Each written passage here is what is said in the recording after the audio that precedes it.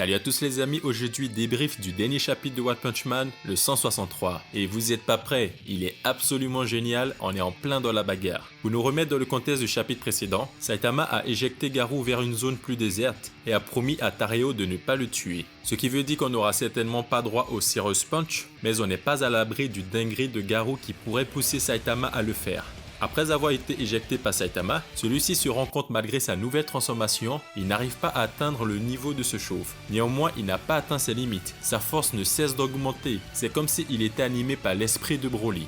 Ici, on va pas se mentir, l'écart de puissance en Saitama et Garou est abyssal, mais le corps de Garou ne cesse de grandir afin de combler cet écart. Saitama, après avoir retourné physiquement Garou, il vient le tabasser mentalement, il le remet dans ses occurrences. Tu te joues les chasseurs de héros, le monstre absolu, mais en réalité tu sauves les gens. Tu veux juste devenir un héros. Au fond, t'es un bon gars. La preuve, les pleurs d'un gamin t'ont fait retrouver le droit chemin. On a ici Saitama le psychiatre, le moralisateur. Sa psychologie est aussi puissante que ses poings. Saitama, au-delà d'être ultra balèze physiquement, il peut te détruire mentalement avec de simples mots. Un type comme ça, il t'aurait ramené Sasuke à Konoha dès la première saison et sans donner le moindre coup de poing.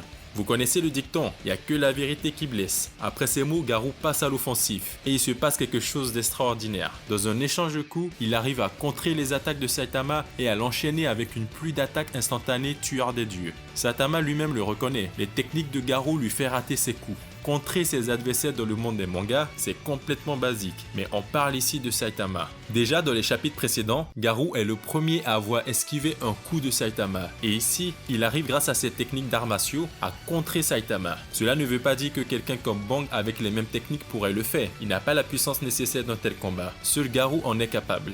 Il remarque que Saitama a énormément de failles dans sa manière de se battre. Il n'a pas tort, celui-ci n'est pas du tout un combattant et ne maîtrise aucun style de combat. Et heureusement, j'ai envie de dire. Malgré tout, rien que la vitesse de réaction de Saitama lui permet d'esquiver les techniques les plus élaborées. Plus on avance dans le combat et plus Garou arrive à lire les mouvements de Saitama et à même prévoir ses coups. Certes, Saitama ne se donne pas à fond, mais il essaye néanmoins d'immobiliser Garou. Et c'est pas si facile que ça, le bougre se défend super bien. Mais malheureusement, ses coups ne sont pas suffisamment puissants pour égratigner Saitama.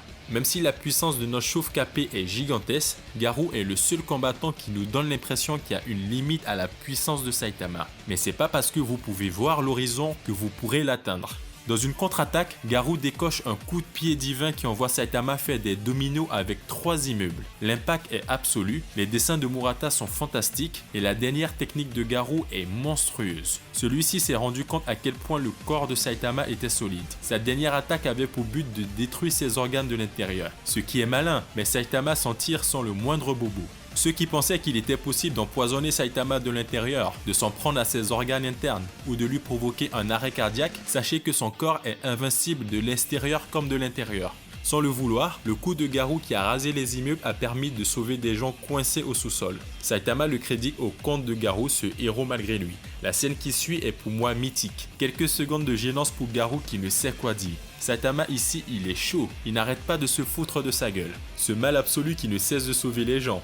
Garou pète un câble et mitraille de coups Saitama. Et là, on s'y attendait pas. Il opère encore une nouvelle transformation, la deuxième durant ce combat face à Saitama. Garou ici veut battre le record de transformation de Son Goku. À ce rythme-là, il est sur la bonne voie. Il a au moins 4 transformations. La première, quand il casse son limitateur face à Super Black Brillant. La deuxième, sa transformation complète en monstre lors de son combat face à Bang, Sperm Platinum et Flashy Flash. La troisième face à Saitama, l'évolution de sa forme monstrueuse. Et la quatrième qu'on vient de voir, elle est juste magnifique. Il y a un petit air de Devilman.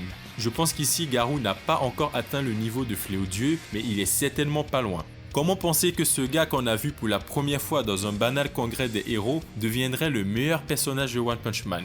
Il donnait à première vue l'impression d'un méchant assez banal, mais au fur et à mesure des chapitres, il ne cessa de nous faire vibrer. On se rend compte que c'est le style de personnage que nous kiffons tous dans les œuvres. Garou, c'est un anti-héros. Avec cette nouvelle transformation, il ressemble de plus en plus à un démon, des cornes et des ailes en plus. Garou a maintenant la capacité de voler. Il ne lui manque plus que le pouvoir de produire des rayons d'énergie, et c'est certainement pour bientôt. Ici, sa puissance a augmenté d'un cran. Un seul de ses coups a violemment propulsé Saitama sur le flanc d'un volcan. Et à l'aide d'une technique ultra violente, Garou explose la moitié du volcan. Saitama s'en sort encore indemne et Garou se rend compte que son adversaire est beaucoup trop puissant, encore plus résistant qu'une montagne. Mais il n'a certainement pas encore utilisé toutes les capacités de cette nouvelle transformation. Petite théorie, les transformations incessantes de Garou alors que c'est un simple être humain me laissent perplexe. Est-ce que God ne lui transmettrait pas une partie de son énergie? On ne sait pas ce qui s'est passé durant la captivité de Garou par l'association des monstres. Tout comme God a tenté de soumettre Tatsumaki, il a très bien pu le faire avec Garou. Pour ceux qui ont lu le webcomics, s'il vous plaît ne venez pas nous spoiler.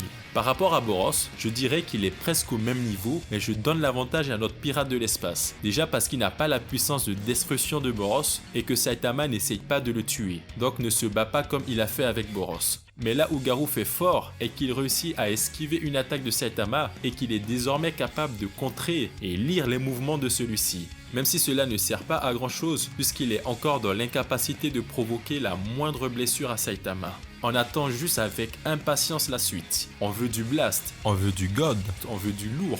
Si ce petit résumé et analyse du chapitre t'a plu, n'hésite pas à t'abonner mon pote ou ma pote. Et je te dis bye bye.